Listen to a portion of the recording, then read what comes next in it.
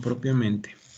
¿Sale? Algunas son generales en cuestión de que se pueden utilizar para varios microorganismos que queremos transformar, otras no tanto, ¿sí? Otras son un poquito más específicas para determinado microorganismo.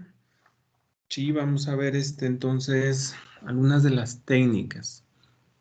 Aquí el punto, o poniendo en contexto este punto, es qué tan fácil o cuál es la técnica o estrategia más adecuada para incorporar o más bien para romper la barrera de la célula para transformar o para introducir el segmento de ADN que nos interesa que se incorpore. Ok, ese es el punto, ¿sale? Sin, sin que pierda la viabilidad.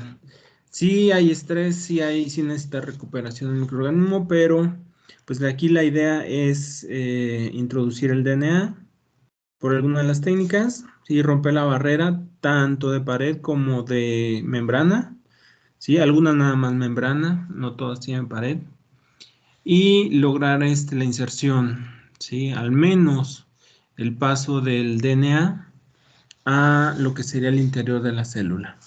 Ya de ahí en adelante, pues todavía pues tiene otros pasos, todavía otro camino, ¿sí? Por avanzar o por recorrer. Entonces, pues bueno, vamos a repasar algunas técnicas. ¿Sale? Pues bueno, un poquito de esto lo pongo para hongos y levaduras, sí, ya les había mencionado, son organismos entonces, algunos unicelulares, pero son considerados, bueno, son eucariotes. No sé si ya hayan trabajado con algunos hongos. ¿Ya llevaron microbiología? Sí, Sí. Trabaja- sí, ¿Perdón? pero bueno, es que hemos tenido laboratorios, no hemos tenido nada. Ah, ok, ok, ¿cuándo lo llevaron? No, el semestre pasado. ¿Y es la única que llevan? ¿Una nada más de microbiología? Sí, Sí. sí me parece que sí. Ok. Digo, porque generalmente por practicidad se maneja generalmente hongos, las técnicas, no, perdón, bacterias. Sí, las técnicas van enfocadas mucho al manejo adecuado de lo que son las bacterias y solamente ya cuando se tiene pues un poquito más de tiempo, si se trabaja hongos o es en nuestro caso, bueno, yo soy LAQB. Nosotros sí lo separaban creo que en tres, lo que era como que microbiología, pero abarcaba casi nada más bacterias. Luego algo en otro semestre, lo que era, o semestre que era bacterias y hongos, y la otra que eran parásitos. Entonces, les digo porque, pues, las técnicas son similares de manejo, sí, para los microorganismos, pero si logramos ver aquí el trabajo, bueno, los hongos crecen más despacio, sí, hay unos que crecen o se ven como levadura. Las levaduras, se hagan de cuenta que si estuviéramos trabajando bacterias, ¿sale? Se ven las colonias, de hecho a simple vista no podemos distinguir, a menos que ya tengamos mucha experiencia y estemos familiarizados con las levaduras que estamos trabajando, se ven prácticamente igual en una caja Petri las colonias de bacterias y las de levaduras. Hasta que las vemos a un microscopio, pues vemos que están formadas esas colonias por levaduras. Los hongos no. Los hongos crecen así, como se ve aquí en esta imagen. Se ve bueno, dice el micelio, ¿sale? Esta es la forma, se ve como estos filamentos. Comúnmente lo vemos ¿en dónde? Por ejemplo, el que crece en la naranja, sí, esa como polvito que se va llenando o que se va dispersando en la naranja cuando se echa a perder, son hongos, ¿sale? Porque, pues bueno, tienen diferente tolerancia a lo que son los ácidos. Generalmente las bacterias tienen menor tolerancia, crecen en pHs un poquito más neutros, ¿sale? Entonces, cuando dejan de crecer las bacterias, se empiezan a crecer los hongos. Y en compuestos que no son fáciles de digerir. Por ejemplo, la madera. Sale generalmente estos hongos, sí, los que se ven aquí, los champiñones, pues vienen de que hay sustrato, generalmente, pues hubo que rastrojo, hubo zacate, hubo madera en el suelo y le permite usarlo como sustrato y empiezan a crecer. ¿Sale? Bueno, la historia es muy larga. Generalmente hay competencia, ¿sí? Se pelean por los nutrientes, por el espacio, lo que son hongos, levaduras, bacterias. Y pues bueno, sintetizan propiamente compuestos para estar peleando entre ellas. Les digo, el crecimiento pues es muy diferente, ¿sí? También cuando lo vemos al microscopio, eh, estos micelios los podemos recortar, poner en un portaobjetos, agregarle una sustancia que los coloree y se ve como esto, sale como esto que vemos aquí, son sus micelios, pero la diferencia es que si se fijan, aquí ya tiene como una flor, un producto, se llama un fruto, es cuando generalmente pasan o cambian de color. No sé si han visto, por ejemplo, en las naranjas que empiezan, que hay dos tonalidades o tres en ese hongo que crece. Va primero de un color y luego ya si lo dejamos mucho tiempo se va oscureciendo y cambia la tonalidad. Sí, también pues bueno, ese es un ejemplo claro que luego nos encontramos en el refri. Bueno, ese cambio propiamente del color que vemos de la colonia es debido a la aparición de estas estructuras. ¿Sale? Hay hongos que cambian completamente de ser blancos, que es el micelio, cambia drásticamente el color a gris, a rosa, a violeta, también me ha tocado, se ven muy bonitos esos. Pero si tomamos una muestra, ya no vemos el micelio, esto blanco sería como esto que vemos al fondo, ¿sí? Puros tabiques, puros palitos coloreados. Cuando cambia de color, que eso es lo que nos interesa para poderlos diferenciar, pues se ven estas estructuras diferenciadas. Si tomamos hongos en este estadio en el que hay puro micelio, ¿sí? No podemos diferenciarlos, ¿sale? Se ven todos iguales, así se ven los palitos. Bueno, algunos divididos, pero hasta que fructifican, se le llama hasta que maduran, pasa tiempo y empieza a esporular, ¿sí? Se divide también, tiene esporulación. Pues podemos diferenciarlo. Ya cuando vemos esto decimos, es un penicillium, por ejemplo. Sale como el que genera la penicilina o el que, de donde extrajeron la penicilina. Se ve así, sí, es una forma de penicillium. El Aspergillus tiene muchos como bracitos, como manitas, pero más alargados. Entonces, ¿cómo sabemos? Pues hasta que lo diferenciamos, hasta que lo vemos en el microscopio y vemos su forma o estructura de fructificación. ¿Sale? Le digo, esta no, las levaduras, pues cuando las vemos, sí, generalmente, esta es la forma característica, es como un bolillito, sí, ovoide. Es más grande, una bacteria vendría siendo como esta, sí se ve bien a detalle la presentación. Tengo el puntero en una parte de la levadura. Esta. Si viéramos una mezcla de bacterias y levaduras, una bacteria estaría aproximadamente en este tamaño o menos, ¿sale? O un poquito menos en su diámetro. Entonces se diferencian muy rápido, ¿sí? Estas están muy grandes con relación a las bacterias. Y también, pues bueno, las levaduras, hay algunas que se llaman dimórficas, ¿sale? Quiere decir que tienen estadios como la cándida, sí, que comúnmente también se analiza o que causa problemas. Es oportunista.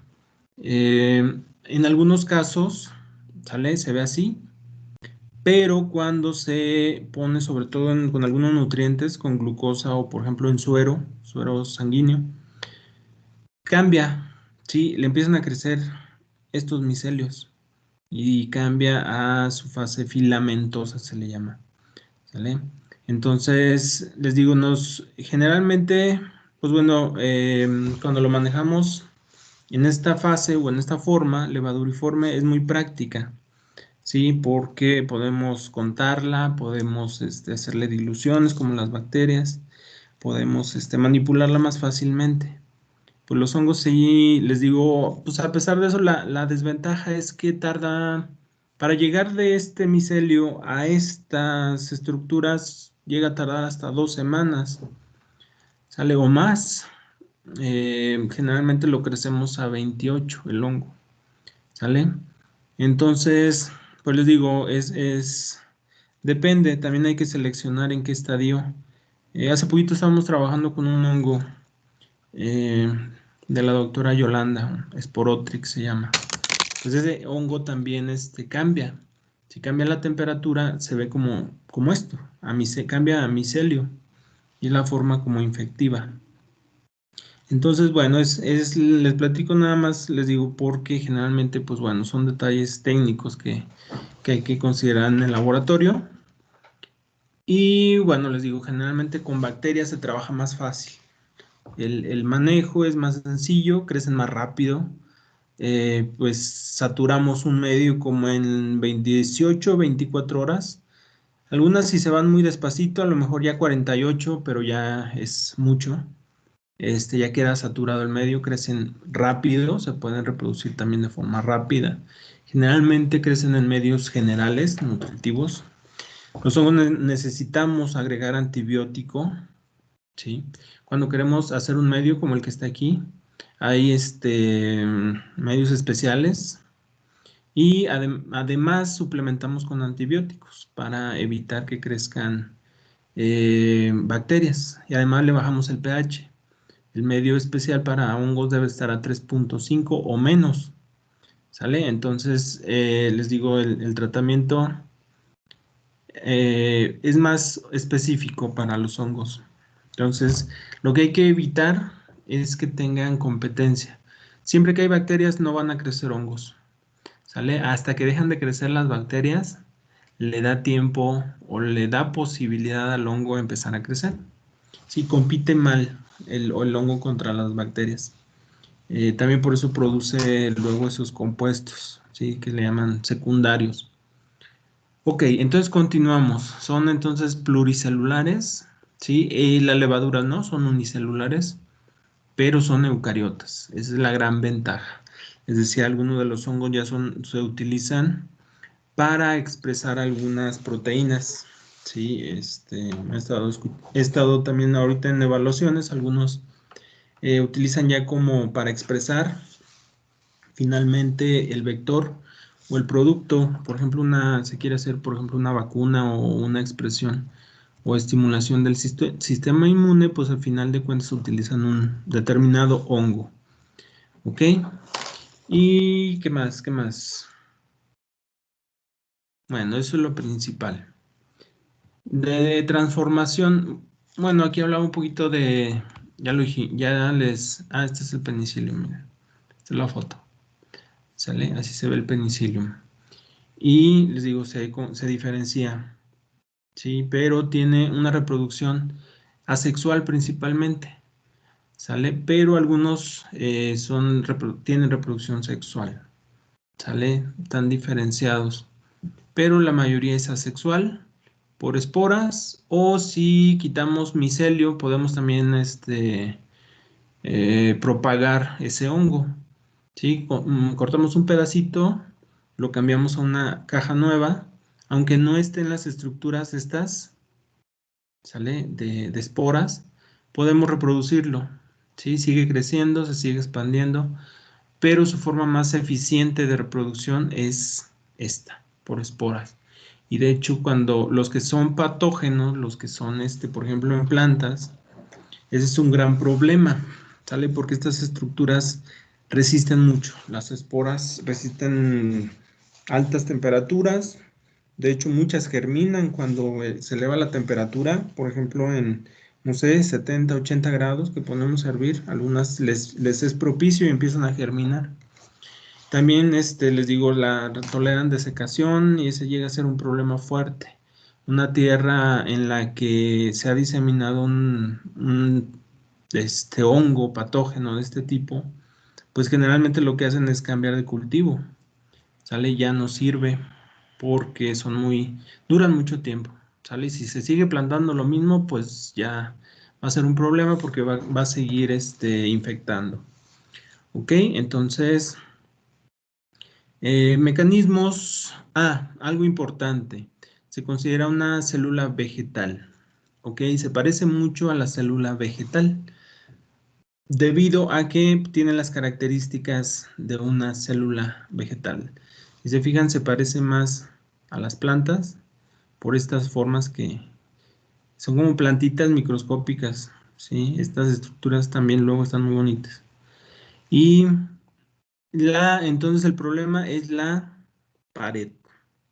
Tienen pared, ¿sí? Principalmente los filamentosos, ¿ok? Las levaduriformes no tienen pared.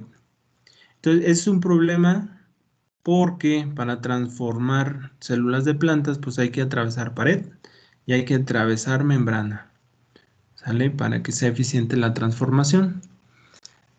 Bueno, dice algunos, transformación genética de hongos, pues hay métodos físicos, ¿sí? Y estos aquí se comparten muchos con los de plantas, ¿sí? Por ejemplo, electroporación, biobalística, infiltración con vacío, ¿sale? También se usa en plantas, sonicación, esto no tanto en plantas, es más bien para hongos, y uso de perlas de vidrio, ¿ok? Algunas de las más comunes. Y métodos biológicos, generación de protoplastos y uso también de agrobacterium. ¿Ok? Entonces también esto, al igual que plantas, se utilizan para hongos. Perdón, y principalmente tipo filamentoso. ¿Ok? Que tienen micelio. Es como tabiques que les enseñé. Y pues bueno, algunos de electroporación.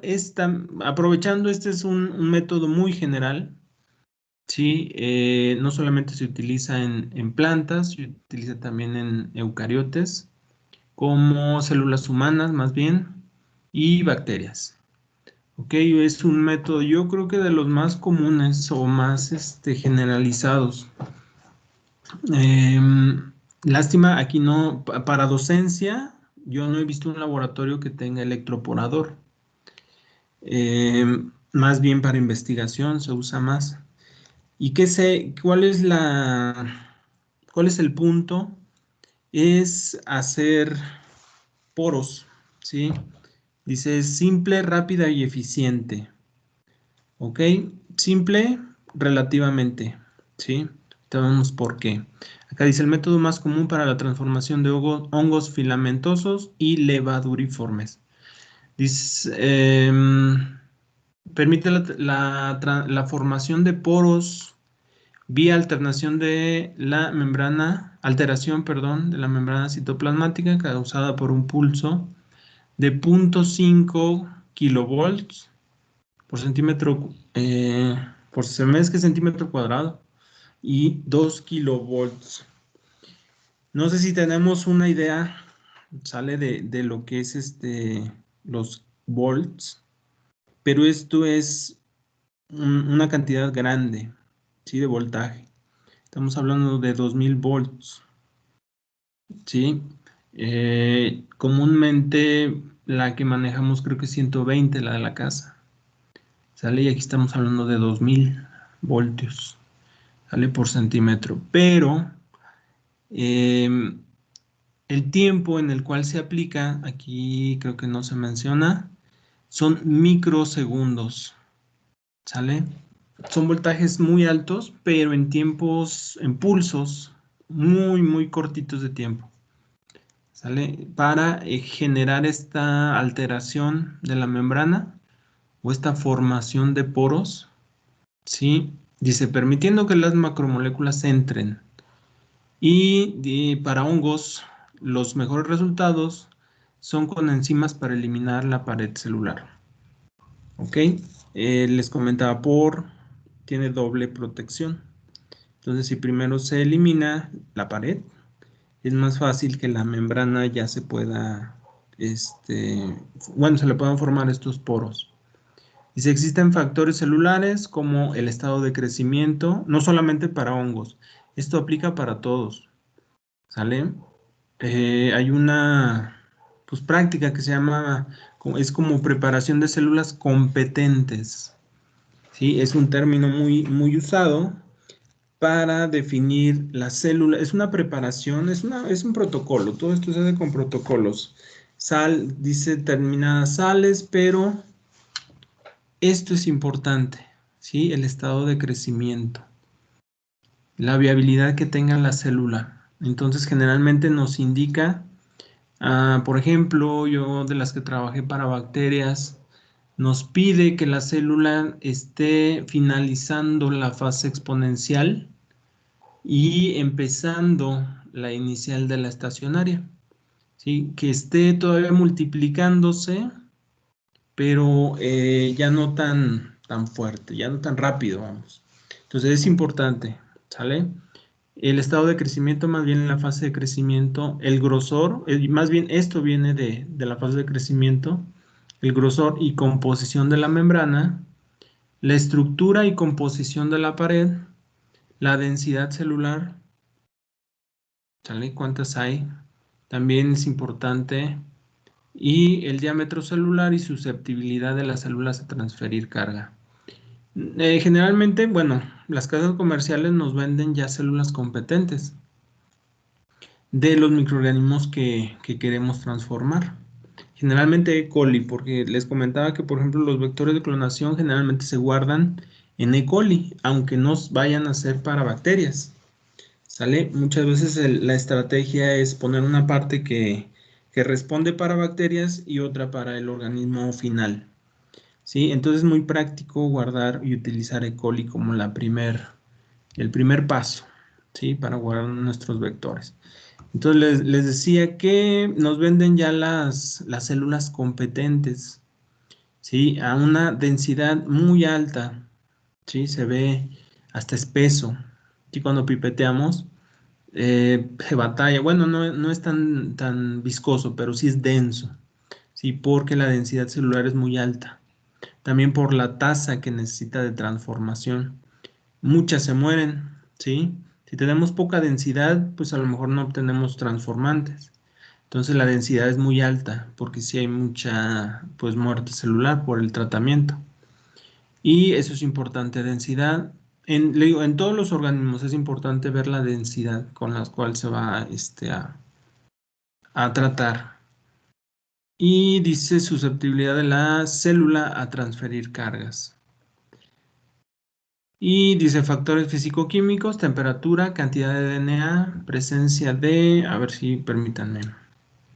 ¿Se quitó la presentación o se sigue viendo? No, se No, sí. sigue viendo. Ok. Luego Sí, se me pone aquí en la parte de las letras. Dice cantidad de DNA. Sí, es importante de DNA. Ojo, no solamente podemos transformar con vectores. ¿Sale? Hay bacterias que utilizamos DNAs completitos. Sí, por ejemplo, a mí me tocó trabajar con Bacillus subtilis. Sale que es una gran positiva. Es el modelo de bacteria gran positiva.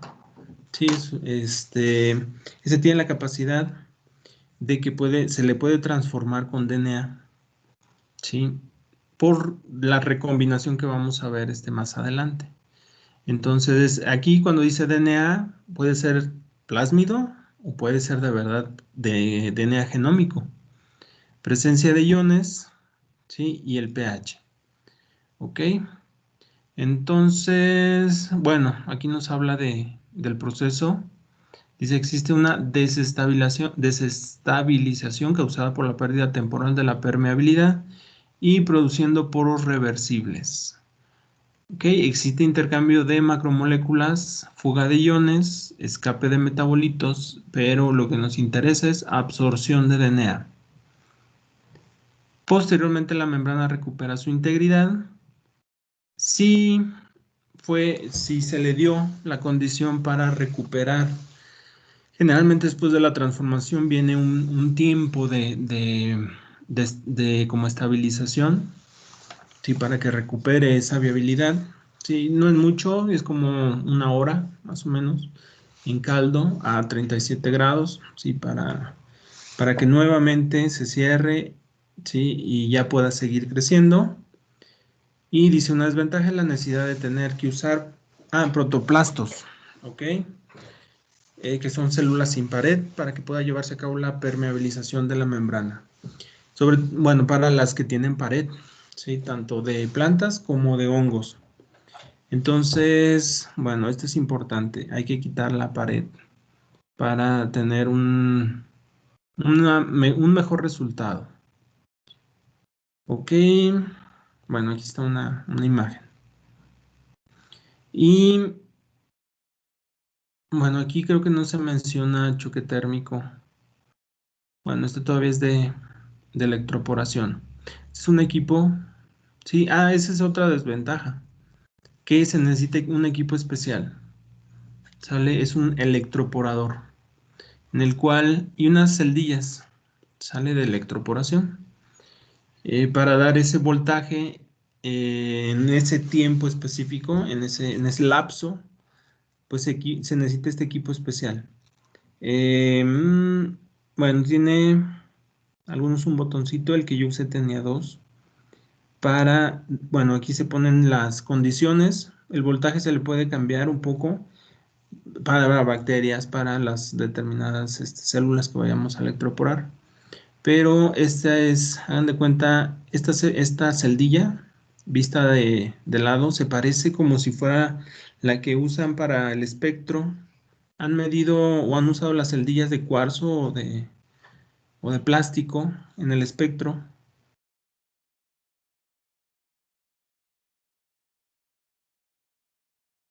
Sí, Que son para... transparentes.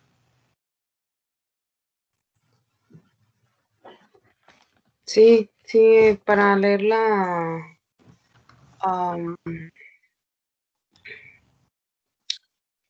¿cómo era? ¿Absorbancia? Ajá, sí, la absorbancia. Sí, sí, es muy parecida la celdilla, pero trae aquí unas laminitas a los costados, que son estas. Y son los electrodos. Y aquí en el centro se deposita el cultivo, ya preparado, ¿sí? Se le debió ya haber puesto el DNA y las células ya están competentes, ¿sí? Ya están preparadas, ya están listas. Y se tapa, se coloca. Bueno, en este equipo no lo sé, pero generalmente aquí adentro, sí, está cubierto. Y tiene un hoyito igual que el espectro para meter la celdilla fría, sí, se tiene que mantener en hielo y hasta el momento que se va a dar el pulso o electroporación, se seca nada más para que no tenga agua y se pone en posición y se le da el pulso. Si todo salió bien, pues nada más se escucha un pitidito, así muy, muy ligerito y termina. Si no salió bien, hagan de cuenta que casi explota esta celdilla. Se llegan a hacer resistencias, sobre todo cuando las preparamos nosotros, que no están bien limpias, porque las sales generalmente es el problema. Cuando preparamos competentes, perdón, se van preparando medios especiales con sales y muchas veces si no se limpia bien esas sales y quedan en las células, hagan de cuenta que aquí crea resistencia Entonces, en lugar de dar el pulso y pasar esa corriente, pues se mantiene aquí y llega hasta romper la celdilla. Sí, bueno, a mí sí me pasó y me tocó ver también otros casos en los que se abre la celdilla. Este, y pues obviamente no funciona, no da el pulso de forma adecuada. Entonces, eso de también de que es simple, pues les digo, relativo, porque también está limitado este proceso por la cantidad de DNA. Hay que guardar una relación, sí, debe de quedar un DNA concentrado, pero libre también de contaminantes, de sales, cuando hacemos la extracción de DNA. ¿Ok? Hay también, no sé si se acuerdan, hay buffer, ¿sí? De acetato, llevan sales. Entonces, ambos, las células y el DNA, debe de ir lo más puro posible, libre de sales. Y tiene también un tope, les digo, una relación. No podemos agregar tanto DNA porque también pues estamos agregando pues sales o contaminantes. Y también llega a crear ese problema. Pero, pues les digo, de hecho, como me acuerdo que teníamos ahí en el laboratorio que yo estuve en el CIM estaba uno de uso común y jugábamos a ponerle a ver quién rompía más celdillas, porque es común que pase. Cuando no se usan células comerciales, es bien común que se rompan las celdillas. Entonces les digo, es relativamente simple, sí, cuando se hace bien, es rápida, sí, pues tarda segundos cuando se hace. A veces hay que transformar, traemos 4 o 5 celdillas o más. Sí, les digo, pues es rápido, en un ratito lo hacemos, ¿sale? Damos el pulso, ya que no hubo problema, la sacamos, regresamos al hielo para después recuperarla o reanimarla. Y la siguiente y así nos vamos, ¿sí? En una media hora acabamos, a lo mucho. ¿Sale? Entonces, bueno, les digo, esta es una técnica común, ¿sí? Relativamente. Y nos sirve, es la ventaja, ¿sí? Se me estaba pasando, les iba a comentar. Es una técnica que nos permite utilizar vectores relativamente grandes. Los poros que se forman aquí, ¿sale? Son relativamente grandes en la cuestión de que podemos meter vectores. ¿Qué les digo? A lo mejor arriba de 10 kilobases, ¿sale? Que ya es relativamente grande el vector. Generalmente cuando son vectores pequeños de 3, 4, 5 más o menos, podemos utilizar choque térmico, ¿sale? Pero esa técnica, la desventaja es que cuando están los vectores muy grandes ya no podemos transformar, ¿sale? Por el tamaño, ya no cabe, pues así de sencillo. Y electroporación sí, abre espacios más grandes que permite que ingresen plásmidos más grandes. Entonces, esa también es ventaja, ¿sale? De esta técnica. Y pues que se puede usar para muchas células, tipos de células. ¿Ok? Este no lo he hecho yo. Sí, se requiere pues este equipo también especial de lo que es biobalística.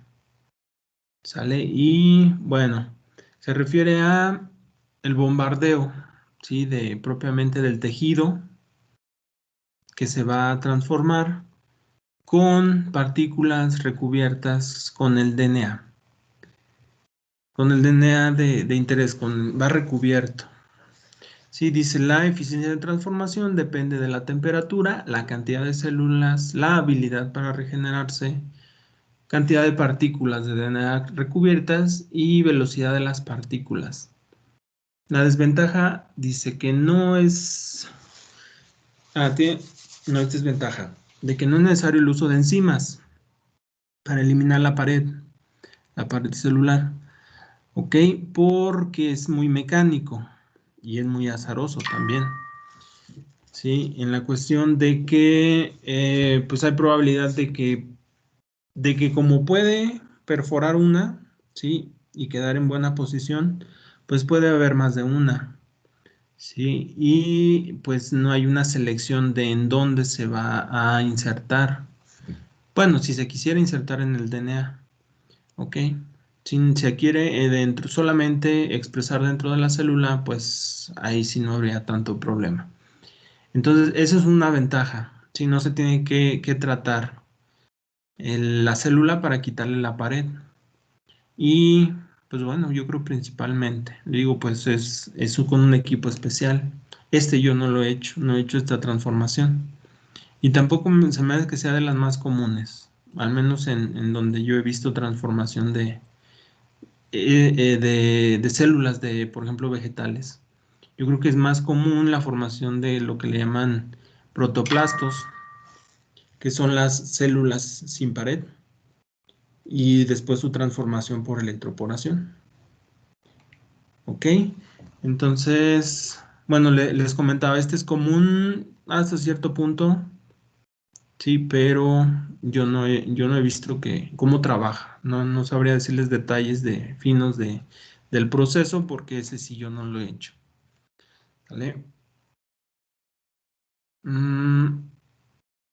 Ok, dice conidios, es una ventaja también. Conidios y micelio. Conidios en este caso, las esporas. ¿Sale? Las esporas, dice, podrían transformarse. Yo creo que esa sí es una gran ventaja porque son muy resistentes. Sí, generalmente no hay forma de transformarlas por otra vía. Al menos yo no ubico alguna otra vía que permita transformar esporas. Sí, y micelio, digo precisamente porque es muy mecánico. Ok, dice las partículas de oro, tungsteno o platino golpean la célula de DNA. El DNA es liberado y puede ser incorporado a los cromosomas. La desventaja que presenta es la incorporación de más de una copia del gen. ¿Sale? Porque es muy azaroso. Dice un porcentaje de éxito variable. Puede haber silenciamiento genético, precisamente porque es muy azaroso. No ubicamos o no podríamos definir el sitio en el cual se estaría integrando. Una introducción inestable, presencia de rearreglos en el DNA transferido, presencia de daños en los tejidos. El sistema llega a ser muy costoso y esto ya lo había mencionado, incorporación de más de una copia del gen. ¿Sale? Como inconvenientes. Esta otra técnica, ¿sí? Infiltración por vacío. Método acompañado, ¿sí? De lo que es la técnica por Agrobacterium. No sé si, yo creo que esta sí la revisaron, ¿no? Por Agrobacterium.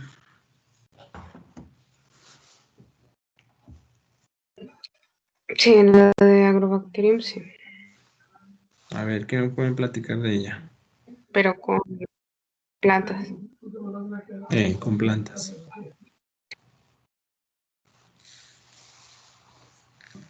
Sí. ¿Qué se acuerdan de esta técnica de transformación?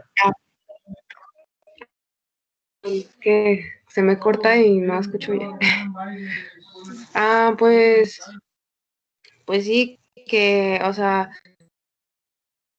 yo me acuerdo que había dos formas, uno era directo y el otro era indirecto. El indirecto pasaba primero a, bueno, se podía agarrar cualquier explante, ¿sí? No, sí, explante, que podía ser de hoja o así, ¿no? Y ya se ponía en como medio de, bueno, como un cultivo, se ponía en un cultivo y ya, pues ya dependiendo, si dejábamos que creciera el callito de la planta, pues ese era me parece que ese era el indirecto, sí, y se agregaban como otros medios hasta que diera la planta y el directo, pues no, planta directamente, ¿no? Sí, algo así, y sí, más o menos sí me acuerdo de eso. Ok. ¿Tú, Diana? Recuerdo que es por, bueno, Agrobacterium reconoce unos sitios del vector y además, cuando se hacen cortes en la planta, se libera una sustancia fitoquímica que no me Ujú. acuerdo cómo se llama, pero que la bacteria, ya con el vector transformado, este, entra, bueno, llega a donde están las señales que estén viendo la planta, de que esté herida, se infiltra y pues ya ese vector, creo que es el P cambia 1135. Bueno, hay varios, los P cambia. Se meten y tiene unas partes, unos extremos que hacen como una recombinación o como que se fusionan con el ADN de la planta y así la logran transformar. Ok. Acabas de mencionar un punto bien, bueno, importante en el proceso, que es de en donde propiamente se menciona esto de infiltración por vacío, que es el punto en el cual está en contacto propiamente la bacteria, Agrobacterium, con el tejido. ¿Sale? Entonces aquí prácticamente es para ayudar. Sí, nosotros lo hicimos en el laboratorio y pues prácticamente el corte, bueno, se hicieron cortes con bisturí, pero esta que dice infiltración por vacío ayuda. Sí, había una propuesta, pero pues no se tenía este equipo. Entonces, se puede hacer así, se puede hacer directamente causando las lesiones para favorecer esa interacción. Entonces, este método es complementario, ¿sale? Dice incorporación con Agrobacterium o ayuda a ese proceso. Dice, el vacío genera mayor espacio entre las células del hongo, permitiendo la entrada de Agrobacterium, pero puede causar daño en la célula. El tiempo de exposición al vacío es crítico, tiempos prolongados causan muerte de las células y las principales limitaciones son debido a algunas especies de Agrobacterium no son capaces de infectar algunos hongos. ¿Ok? Entonces, este es el punto, ¿sí? Que está ayudando el vacío para... aquí se está mostrando también para plantas, ¿sí? No solamente es para hongos. Mencionaba también que esta aplicación de vacío también podía causar algunas microlesiones en la planta para precisamente favorecer la interacción. Pero les digo, se necesita pues este equipo especial. Y solamente se usa para esa parte, ¿sí? Para prácticamente infectar. No solamente, bueno, había una propuesta y una práctica que se planteaba hacerlo para algunas como semillas, pero al final de cuentas pues no se hizo porque no había este equipo. Entonces, bueno, digo, es más bien complementaria. La técnica propiamente sería por Agrobacterium, que es como me acaban de mencionar. Ok, bueno. La técnica de infiltración es comúnmente utilizada en cierto tipo de hongos con baja tasa de esporulación o en especies en las que la esporulación no se ha reportado. Y bueno, pues nada más, tampoco es de las, les digo, más aplicadas. Esta sí me ha tocado, al menos ver presentaciones de compañeros que la aplican, que es la sonicación. Sí, que es, bueno, tratamiento dice con ultrasonido o sonoporación. La escuché, bueno, la presentaron, sí, con un protocolo para hongos, precisamente. Pero se necesita también el equipo, el sonicador. Pero ese sí lo he visto aquí en la universidad. Dice, es parecida a la electroporación, pero se utilizan frecuencias superiores a 20 kilohertz. ¿Sí? Se induce la formación de poros transitorios por los cuales el DNA entra. ¿Ok? El sonicador es capaz de emitir pulsos ultrasónicos y el fundamento es esto.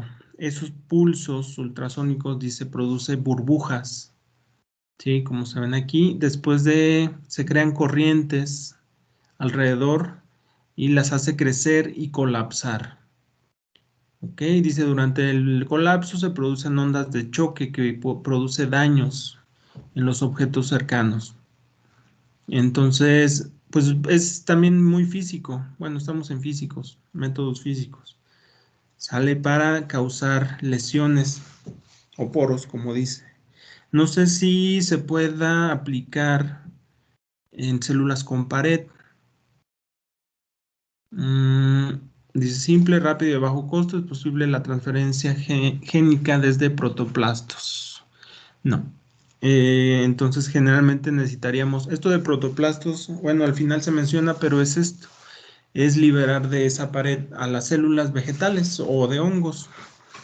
¿Sale? Desventaja, las ondas de ultrasonido pueden causar daño. Pues en general la mayoría, sí hay un porcentaje que se pierde. Sí, por eso les decía de la densidad. Por eso es importante tener una densidad adecuada, una alta densidad. Generalmente todos les causan daños. Durante, sí, o algunos ya no se recuperan. Dice que puede causar también una elevada temperatura. Sí, en ese colapso de las burbujas. Y dice por lo que limitan el uso de esta técnica. Ok.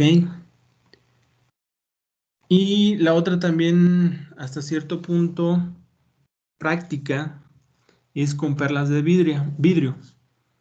¿Sale? Aquí les pongo unas imágenes, bueno, las más comunes que vemos o que se utilizan son en microbiología, pero son grandes, ¿sí? Las que se utilizan aquí para transformar hongos, pues se hagan de cuenta que es como polvito, ¿sí? Más bien como lo que se ve aquí como si fuera, ves que están más chiquitas todavía que un granito de azúcar. Es muy, muy fino el polvito, sí, muy pequeño y relativamente rápido. Y se puede utilizar perlas de vidrio, sí, de acarreador, en presencia de acarreadores y plásmidos de DNA. Se usan mezclas de interés, 0.3 gramos de perlas. Bueno, el diámetro dice es de 0.45 milímetros a 0.5 milímetros. Les digo, es muy chiquititas. Sí, y se mezclan en vórtex a una velocidad de 100, bueno, esa es la velocidad, sí, no sé si eran metros, algo así, por 15 a 45 segundos.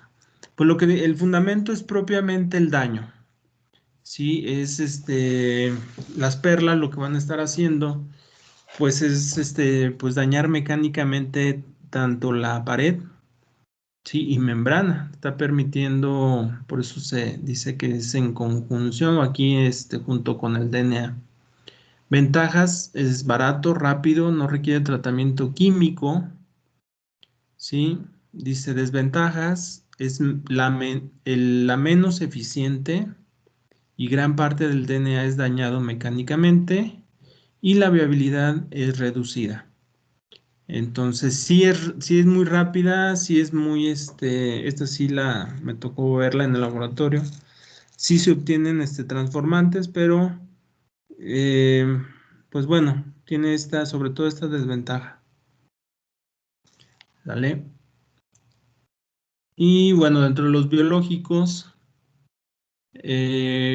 formación de protoplastos, que es lo que ya habíamos mencionado en las otras. Pues como paso previo, ¿sí? De la transformación. Dice, el protoplasto es la parte de la célula que está delimitada e incluida dentro de la pared celular. Es una célula desnuda, rodeada solamente por membrana plasmática. La pared puede ser lisada por enzimas o mecánicamente, aunque se menciona que los mejores resultados se obtienen con enzimas, aunque es un poquito pues, más cara. Permite el estudio de transporte y división celular, mutagénesis, transformación genética. Las enzimas dos esenciales, celulasas y pectinasa. La hemicelulasas es otra opción adicional. ¿Ok? Entonces, sí, este es común para transformación también de hongos, pero en el cual dice, se forman protoplastos. ¿Ok? Y la que ya mencionábamos por Agrobacterium. Para hongos, ¿sale? También para hongos se utiliza, aunque hay que verificar si no está reportado, ¿sí? Que se pueda transformar o que ya hayan hecho esa prueba, pues tenemos que hacer nosotros esa verificación si podemos transformar ese hongo, ¿sí? En plantas, pues no hay mucho problema, es comúnmente lo que varía propiamente es el vector y lo que vamos a expresar, ¿sale? Pero el fundamento es muy similar. Ok, y bueno, eso sobre todo para hongos. Y dentro de hongos, les decía, células de plantas.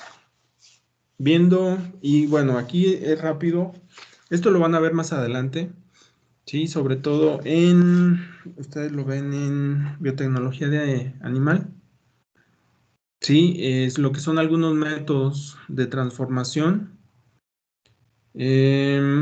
Ok, sobre todo esto, transducción, era lo que les comentaba, el uso de vectores virales. Sí, para lo que son células eucariotas. ¿Cuál es el punto? Que son muy específicos los vectores virales. Sí, no infectan todas las células. Se debe de escoger propiamente cuál es el virus o el vector viral que se va a utilizar para determinado tejido. Sí, de ahí que pues diferentes virus nos afecten algunos vía respiratoria, otros células inmunes, otros en estómago que nos causan diarrea, otros muy distintos. Entonces, ese puede ser una ventaja o una desventaja porque son muy selectivos, ¿sí? Dependiendo de los receptores que ya tengan expresadas las células, pues sería viable infectar unas u otras. ¿Sale? Entonces, bueno, se le llama transducción. ¿Ok? Les digo, van a ver, yo creo que un poquito más a detalle o más a fondo esto para transformar células animales, porque es de lo más común, o al menos es una forma común. Y era lo que les comentaba, por ejemplo, ahorita una de las vacunas que están trabajando, creo que la de Rusia, están usando esta vía. ¿Sale? Están usando un adenovirus para introducir lo que sería pues, material genético. No sé si es RNA o es DNA, eso sí no lo leí, más bien no lo decía. Pero esa es la vía por la cual se está infectando la célula, ¿sí? Con un virus.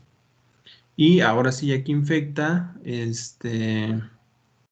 pues se logra la expresión, ¿sí? Pero ¿cuál es pues el inconveniente?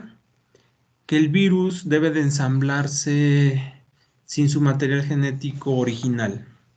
Sí, creo que ese consideraría yo que es la parte más crítica o laboriosa, sale del ensamble del virus, ¿sí? Porque de hecho la pregunta es, ¿cómo le haces para producir virus sin su material genético original? Si ese material genético es el que utiliza propiamente para ensamblarse, ¿no? No sé si han escuchado algo al respecto de eso, de la transducción.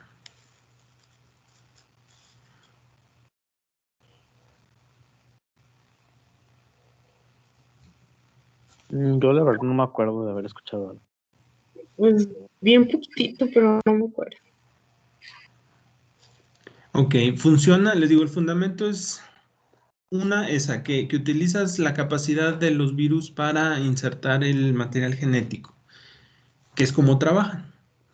Pero les digo, el punto crítico más bien para el desarrollo de esta tecnología, pues fue ensamblar el virus, pero sin su material genético, ¿sale? Para que no sea infectivo, para que sí inserte el material genético, pero para que no infecte con pues algo parecido como el agrobacterium, ¿no? Le quitamos la capacidad natural que tenía para infectar o para, en este caso, causar la enfermedad. Bueno, dice características. Son el medio más eficiente para transferir genes, sobre todo les digo en células humanas.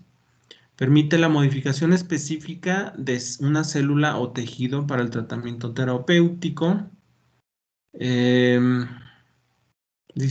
en los años 50 inició con la descripción del ciclo lisogénico de los bacteriófagos. Sí, sobre todo es esto de cómo hay algunos virus que se pueden guardar, que se pueden, hay infecciones como el fuego labial, que le llamamos, es un herpes, ya no se cura, ¿sí? Se mantiene como latente y se activa en algunas condiciones. Pues eso fue a lo que se refiere en esto, los ciclos que le llaman lisogénico o lítico. Sí, el lisogénico, pues propiamente la capacidad que tiene de insertar su DNA en el DNA huésped y mantenerlo, pues, viable. Sí, por eso les digo, por ejemplo, eso del fuego labial, pues se activa y se dura un tiempo y se quita, bueno, no se cura, sí, los síntomas sí, pero vuelve a infectar porque el DNA, el virus, ya está instalado en las células pues de la piel. Actúan diferentes, ¿ok? Y eso fue prácticamente lo que descubrieron de cómo insertaba su material genético. Y dice, las partículas virales no pueden ser utilizadas como vector de expresión, deben de ser deficientes en la replicación. ¿Ok? Solamente pueden ser la vía por la cual se rompa o se pase la membrana. Pero después de eso, el virus ya no debe de replicarse, porque la información que lleva también no va a codificar para el virus, va a codificar para otra cosa. ¿Sí? En el caso de las vacunas, va a codificar a una proteína que sirve para estimular el sistema inmune. Y se pierde, ¿sí? Se pierde el virus porque está modificado, ¿sí? Porque ya no tiene la información para ensamblarse nuevamente y ni siquiera va contenida en el virus. No sé si se logra ver ese detalle o ese punto, es yo creo que el más importante.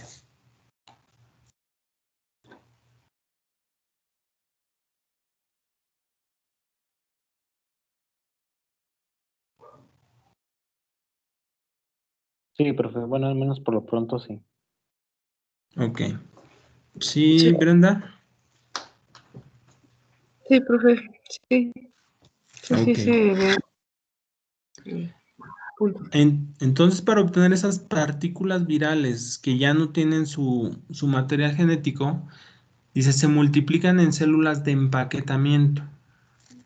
¿Sale? Esa es la estrategia, son células especiales para ensamblar lo que va a ser los virus con el nuevo material y utilizarlos ahora sí para hacer llegar ese nuevo material al huésped. ¿Ok?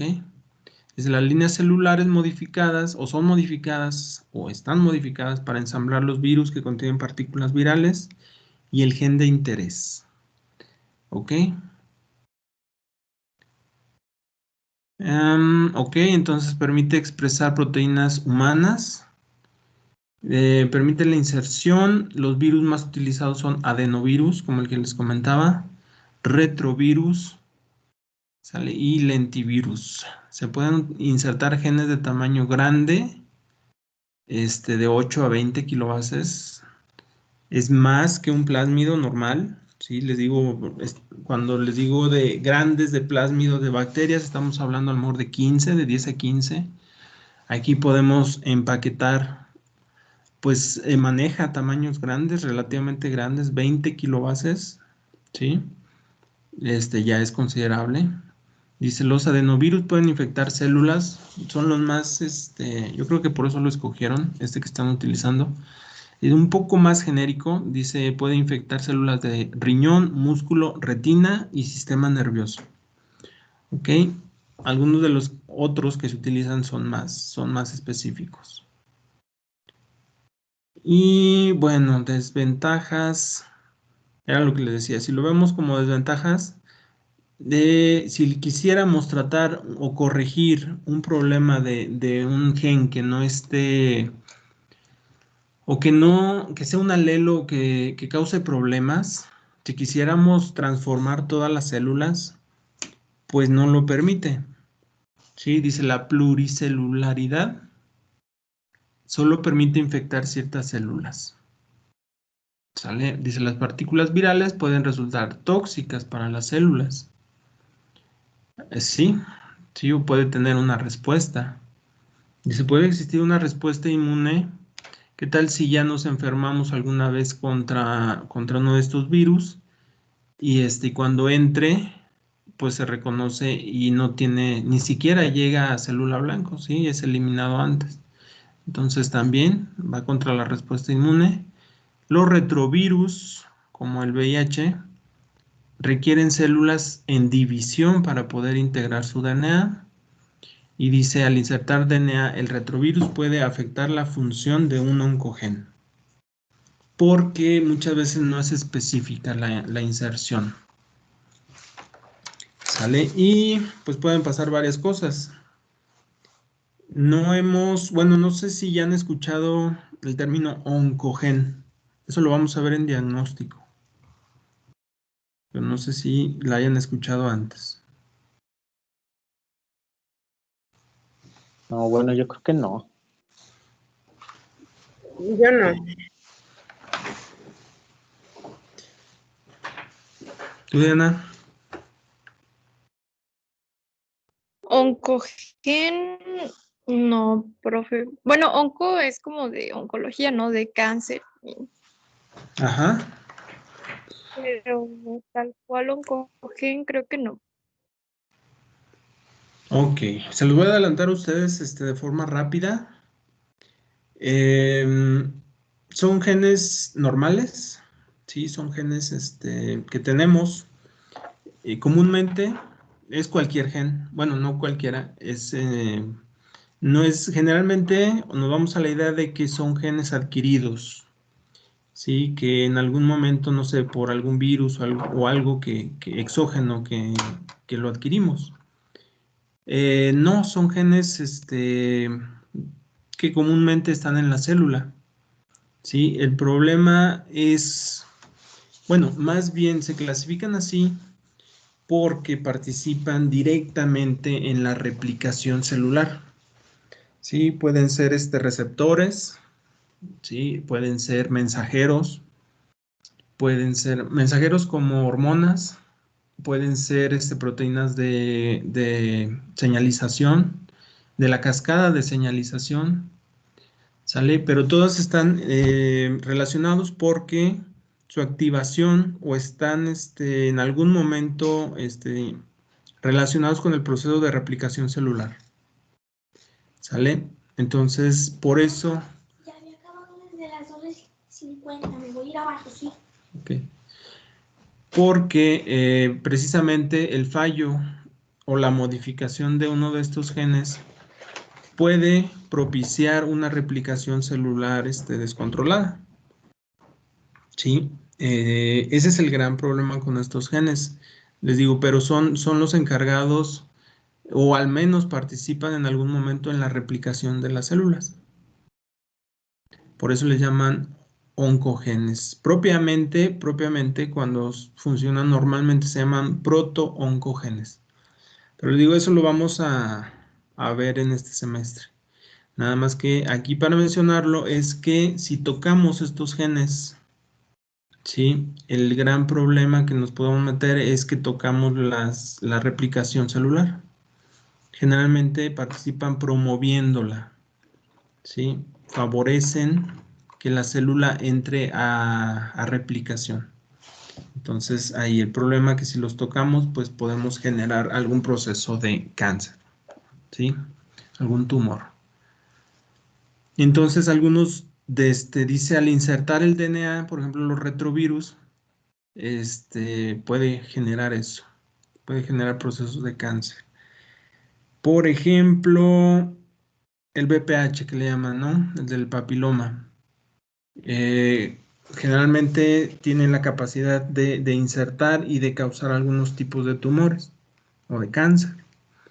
Sale, muy probablemente tiene alguna secuencia, no sé si es al azar, yo ese no lo he estudiado, pero muy probablemente puede ser que a la hora de insertarse o de replicarse, pues también pudiera causar, o sea, la vía por la cual cause algún tipo de cáncer o tumor. ¿Sale? Porque modifica la función de algunos de estos genes importantes que le llamamos oncogenes. ¿Sale? ¿Sí queda claro?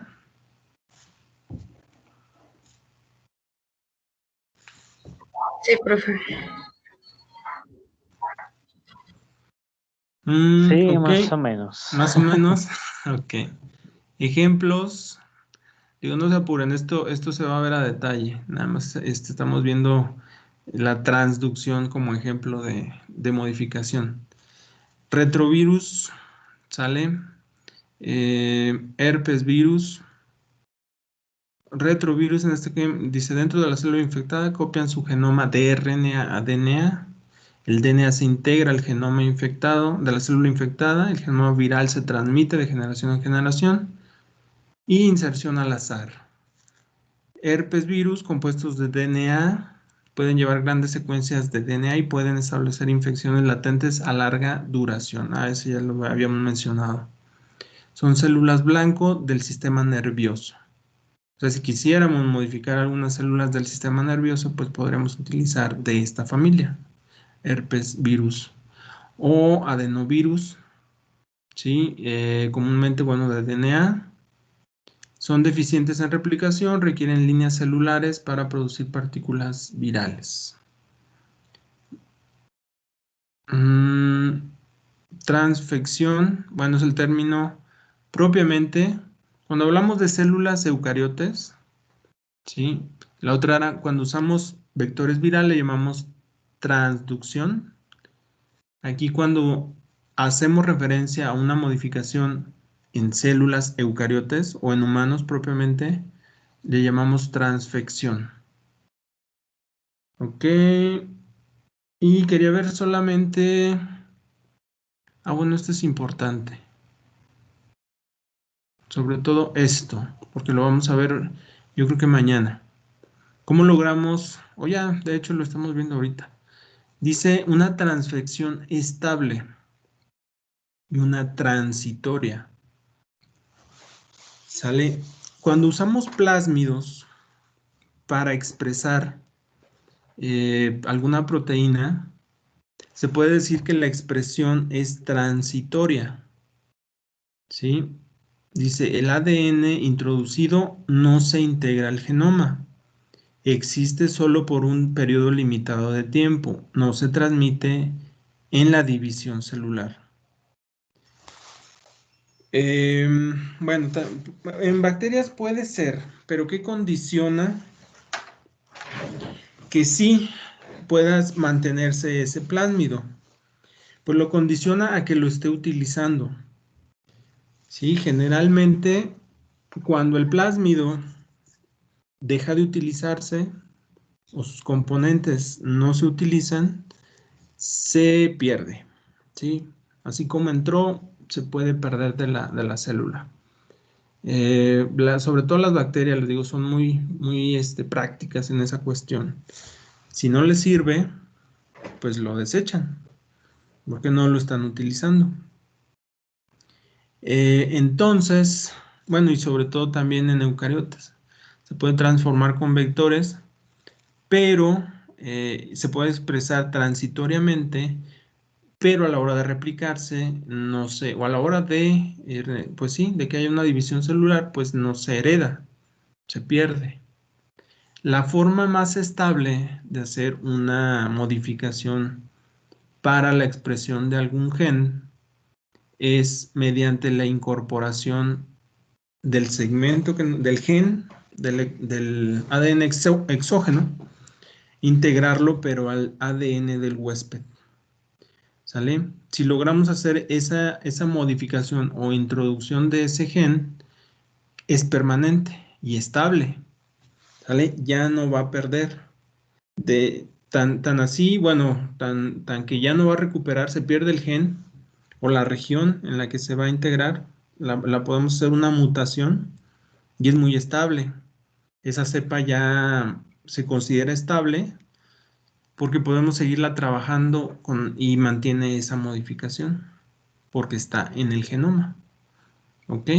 También en eucariotas, si hacemos esa modificación, se dice que es una modificación estable. Entonces, esa es la gran diferencia. ¿Sí? Y el pero que yo le pondría, y se lo comentaba a un compañero, que quería expresar una proteína recombinante, es cómo, y expresarla en vivo, digo, cómo logras asegurarte que no vas a perder tu plásmido en la bacteria en el que vas a introducirla. Y esa era la estrategia, ¿sí? Mantenerlo como plásmido. Entonces, lo que se hace comúnmente en los medios de cultivo para que no pierda el plásmido es seguir manteniendo el gen de selección, el marcador de selección, que es el gen, se agrega el antibiótico, vamos, ¿sí? Se mantiene siempre la cepa en antibiótico para que siga requiriendo el plásmido y no pierda el plásmido, o todas las que se están manteniendo en ese medio de cultivo tienen el plásmido. Entonces, de forma in vivo, pues habría que buscar primero una estrategia para que si lo vas a mantener como plásmido, no lo pierdas eventualmente. ¿Sale? Entonces, eso es importante cuando diseñamos una estrategia, ver qué buscamos, cuál es el objetivo y qué tan estable queremos que sea esa expresión. Entonces, lo más adecuado sería buscar una región en el genoma y meterlo ahí para que quedara ya pues al menos estable, ¿sí? ¿Sí queda claro?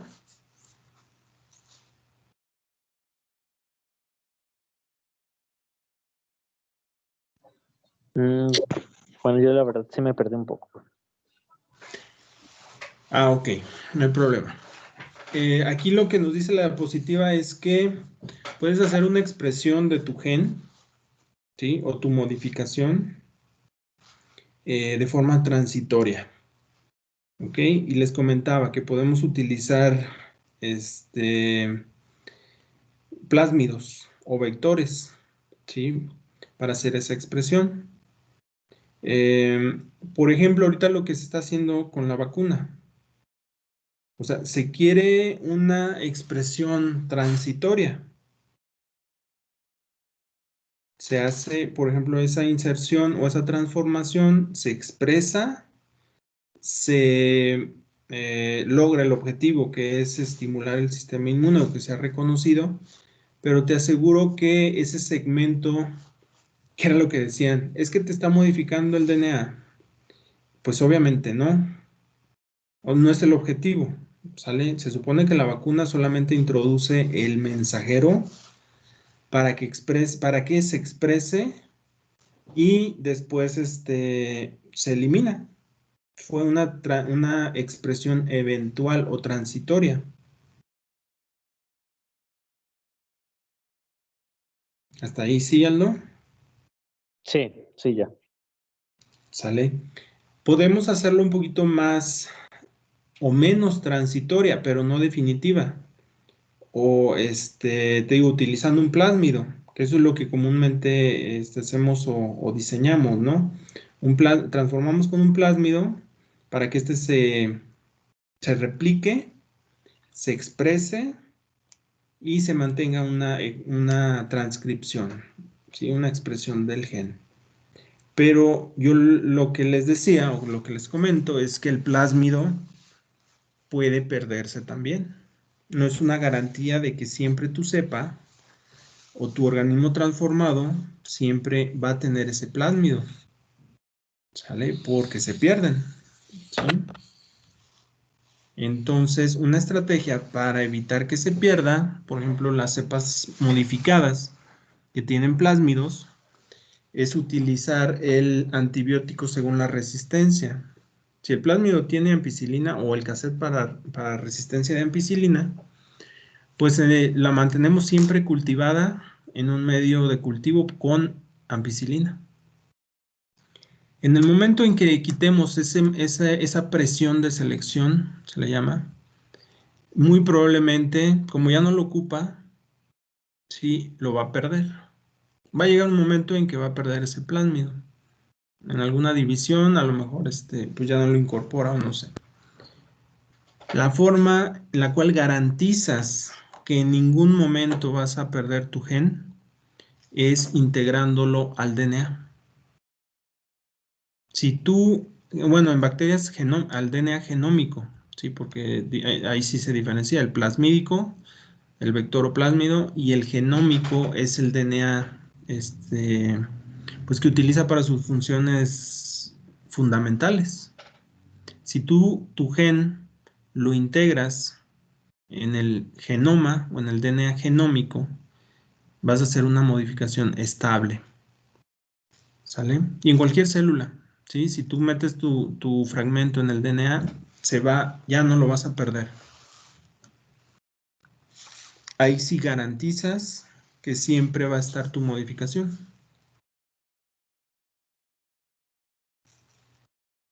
Ok. Sí, profe, entonces, nomás, o sea, prácticamente la transitoria, se mete el plásmido, hace su chamba y digamos que ya, adiós, ¿no? Y Ujú. nada estable, pues sí, como si se incorpora o se adhiere al ADN, pues siempre va a estar funcionando porque pues ya va a estar, pues, incorporado, ¿no? Así es. ¿Sale? Pero bueno, ya viendo esa diferencia, hay que tener la consideración, como les decía, en dónde se va a integrar. ¿Sale? Hay que buscarle un buen sitio. Cuando es una mutación dirigida, pues no hay mucho problema, porque es el gen. O sea, el blanco es el gen que quieres quitar o sustituir. ¿Sale? Pero cuando quieres expresar, pues hay que buscar que no hayas causado gran problema, ¿sí? En dónde se insertó. Hay que buscar la región y hay que buscar también, y hay que tomar la decisión si lo vas a dejar con el promotor, con un promotor, por ejemplo, original o nativo que estaba aquí en el DNA, o si vas a agregar tú el promotor y el paro. O sea, hay muchas decisiones que debes de tomar cuando vas a integrar al DNA. ¿Sale? Ok. Muy bien. ¿Sí, Diana?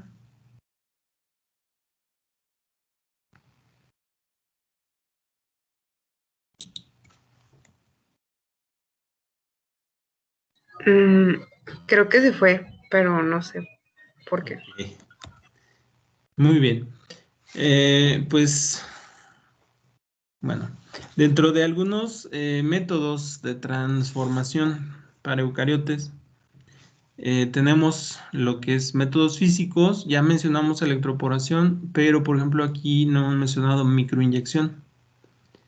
¿Sale? No sé si han visto comúnmente las fotografías en el cual hacen como la fertilización in vitro, que se ve como una agujita Sí, que pincha ujú, el óvulo.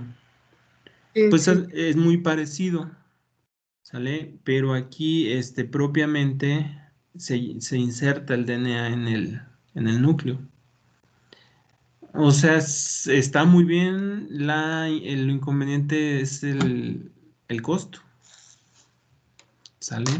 El equipo para hacer esta transformación. Bueno, ya estoy agregando aquí información. Es métodos físicos, electroporación, microinyección, que no hemos mencionado. Dentro de los químicos, los liposomas, que mencionamos también ya en algún momento, algunos compuestos como fosfato de calcio, polímeros catiónicos. Esto también ya lo vimos. Métodos biológicos de transducción con virus. ¿Ok? Entonces, bueno, esta es la imagen que les decía. Ok, microinyección es la más común, sí, pero sería algo parecido para DNA en núcleo. Ok, el dispositivo entonces, microagujas, micromanipuladores, ¿sí? Células individuales. Ok, no me ha tocado ver, sí, no he tenido la oportunidad de ver esta técnica ya en vivo, como de todo color. Yo creo que por esto sale bueno, son equipos o son lugares muy especiales, ¿no? En donde realizan estas técnicas. Ya vimos electroporación, nada más se ven más de cerca las celdillas que les comentaba, sale que parecen, es muy similar la base de plástico, pero trae estos electrodos, sale de los dos lados. Y es aquí un pequeño espacio muy chiquitito, son para como 3 o 5, creo que 3 microlitros lo que se agrega o 5, sale aquí en medio. Bueno, esto ya lo vimos. Sí, y lo que son métodos químicos, ¿sale? Por ejemplo, mencionábamos que la vacuna que se está aplicando actualmente es de RNA. Están utilizando liposomas. Bueno, ¿dónde están? Péptidos, métodos químicos.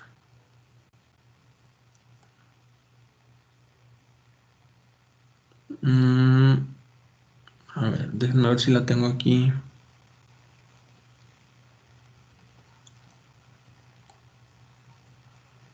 Pues el diagrama sí es sí corresponde a pero en la descripción creo que no.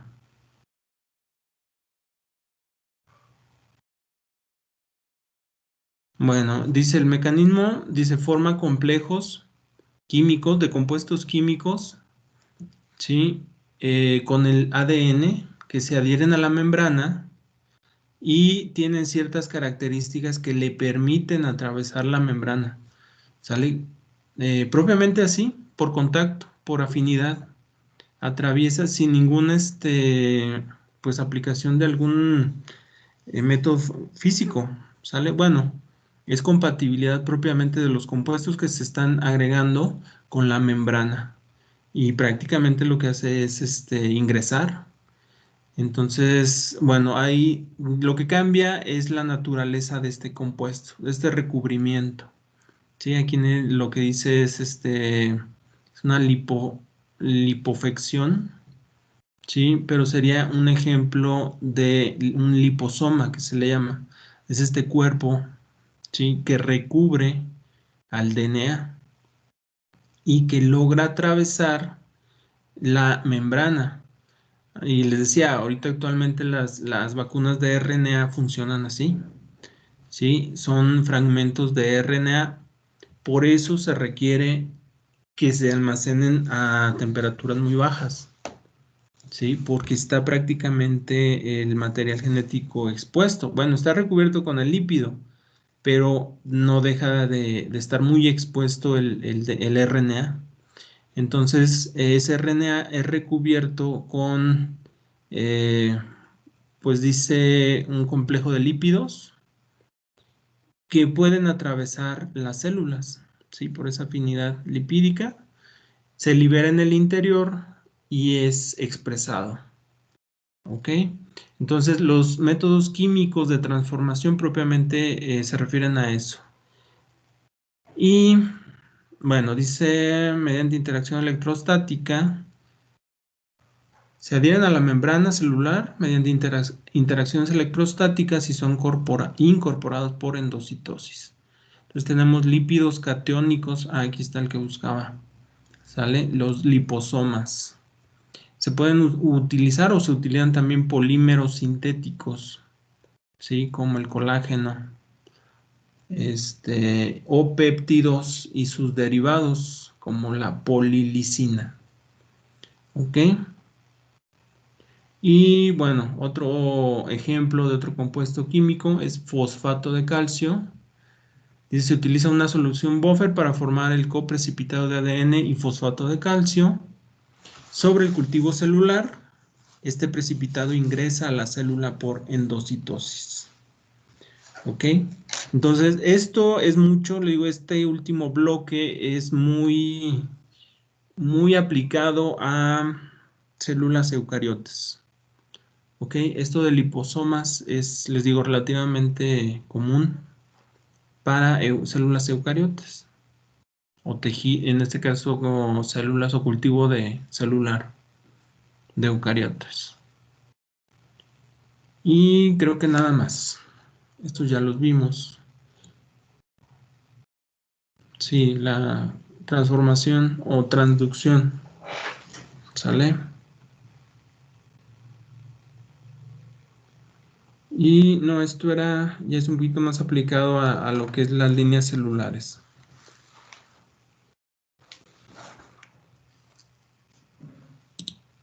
Ok.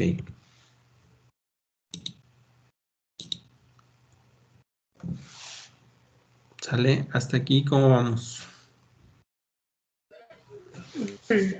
Aunque tengo unas duditas. Bueno, sí, unas dudas. Ajá. Por ejemplo, entonces, de lo último,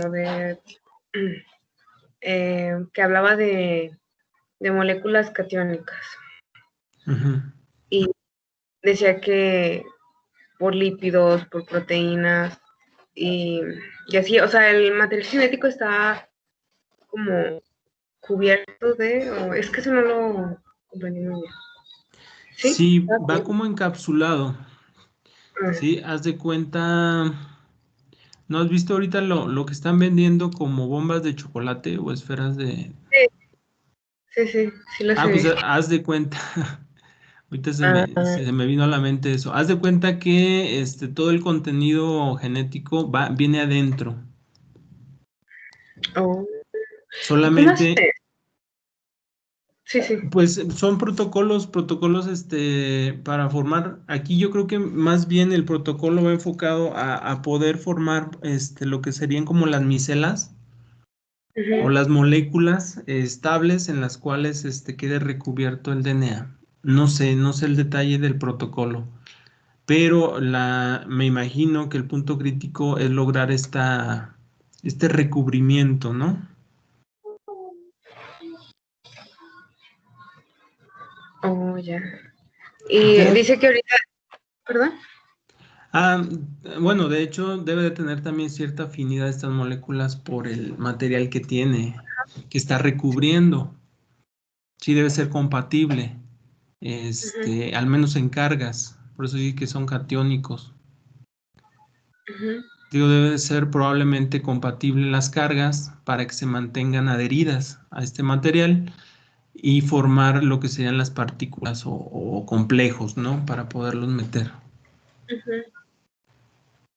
Y, por ejemplo, de la vacuna, decía que ahorita se están usando los liposomas. Ujú. Y, o sea, ese ADN, bueno, ese RNA, ¿no? Ujú, es RNA. Ajá. ¿Cómo, o sea, qué diferencia tiene al de, bueno, no sé, o sea, cómo, mm, ay, no sé cómo estructurar mi pregunta, pero ese RNA está como, pues sí, o sea, tiene modificaciones, ¿no? Pero, Sí. ¿de qué manera viene? O sea, viene como con la capacidad de destruir, como quien dice, no, más bien como producir más anticuerpos, ¿no? Me imagino. O sea, bueno, no sé. Sí, tiene codificado. Ese es una parte del genoma del virus. Se Okay. seleccionan las mejores regiones que sea específico, que propiamente no está ubicado en otros virus para que sea lo más específico. Y se ha visto que algunas regiones, por ejemplo, el diagnóstico se hace para la proteína de los picos. Se busca esa región porque actualmente al menos en este momento, los que están circulando, por ejemplo, el de la influenza no tiene estas características. Entonces se busca propiamente qué los hace diferentes unos a otros a nivel de genoma y se busca en el diagnóstico la presencia de esa secuencia de ese virus. Ahora bien, si queremos expresar algo, bueno, no algo, se tiene que verificar que lo que se va a expresar sea lo suficientemente inmunogénico. Generalmente son proteínas, ¿sí? ¿Qué hace? Bueno, eso es de inmunología. Para que sean inmunogénicas las partículas, muchas veces, bueno, son proteínas, o las proteínas tienen esa capacidad. El DNA no, ¿sale? No hay respuesta inmune contra DNAs o RNAs. Entonces, lo que va codificado es en el RNA, es la parte del virus que codifica para esa proteína, pues de la superficie, de los picos. Ojo, pero se debe de hacer ese trabajo previo de saber, no puedes nada más, por ejemplo, de manera muy simple, ubico en el virus esta región, entonces la corto, le pongo sus modificaciones, si se acuerdan, vimos modificaciones para eucariotas, por ejemplo, la capucha y por ejemplo la polía, sale que debe de ir, ¿sí? Si no, no se reconoce en citoplasma. Entonces, esa región del virus, necesito hacerle esas modificaciones. Ojo, pero necesito yo verificar que me la va a entender, o muy probablemente sí, me lo va a entender el código genético. ¿Sí? Que esa secuencia de codones me los va a leer bien para que al final tenga yo el pico, no todo el virus, nada más la proteína que está codificada en esa región. Te digo, muy probablemente sí, porque es la función del virus. ¿Sale? La función es que sea compatible su código genético, su secuencia de codones, con el de nosotros. Entonces, muy probablemente no tengas que hacer el ajuste del uso de codones, que se le llama. ¿Sale? Eso para verificar que si tú cortaste esa región del virus y la metes, se lea igual y obtengas lo mismo que si tuvieras el virus presente. Ya. ¿Ok? Pero de hecho yo no las conocía. Hasta ahorita que empezaron a mencionarlas y salió más información, es relativamente nuevo el uso de estas vacunas de RNA. Al menos yo no las había escuchado. Digo, es porque estás haciendo prácticamente una transfección, pero por liposomas. Y la otra que te digo, las otras que usan adenovirus, que es la vacuna que está usando la Sputnik 5, que le llaman. ¿Y la Pfizer no? La Pfizer es igual de RNA. Ok. Creo que Pfizer y Moderna están usando de RNA. Ya. Muy bien. Gracias, ¿Sale? profe. Sí, de nada. Ok, hasta aquí, Aldo, ¿vamos bien? Sí, profe. Sí, yo creo que pues igual nada más es de repasarlo un poco, pero sí está entendible. Ok, muy bien. Diana, ya te veo de regreso. Sí, profe, no sé qué pasó, como que se va a mi internet o algo, no sé. Sí, también aquí en la casa hace rato, 2, 3 veces, pues falló. Es lunes, Es yo que creo que por también eso. tengo datos y, o sea, tampoco, no sé qué pasó.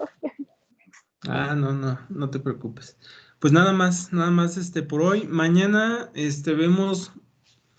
nos brincamos un poquito el orden, ¿sale?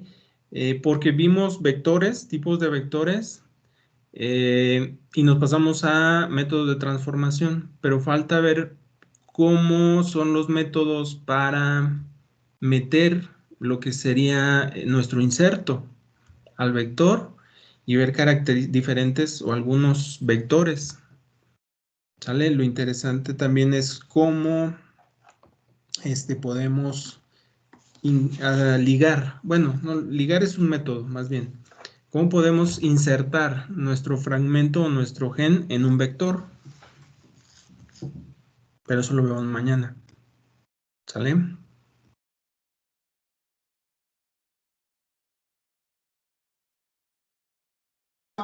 Sí, profe, me parece bien. Sí, está bien. Muy bien. Pues nada más, que estén muy bien. Nos vemos el día de mañana. Muchas gracias, profe.